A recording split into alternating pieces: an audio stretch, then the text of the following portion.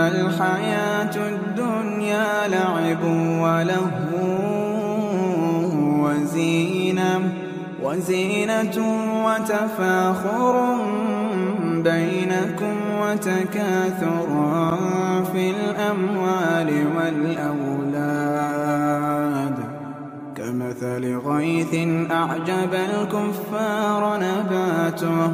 ثم يهيج فتراه مصفرا ثم يكون حطاما وفي الآخرة عذاب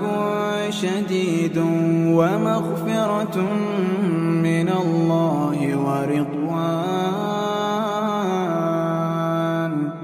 وما الحياة الدنيا إلا متاع الغرور سابقوا إلى مغفرة من ربكم وجنة عرضها كعرض السماء والأرض أعدت للذين آمنوا بالله ورسله ذلك فضل الله يؤتيه من يشاء والله ذو الفضل العظيم ما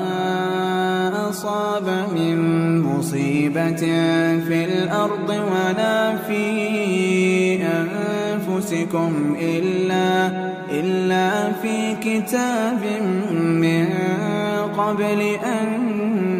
نبرأها إن ذلك على الله يسير لكي لا تأسوا على ما فاتكم ولا تفرحوا بما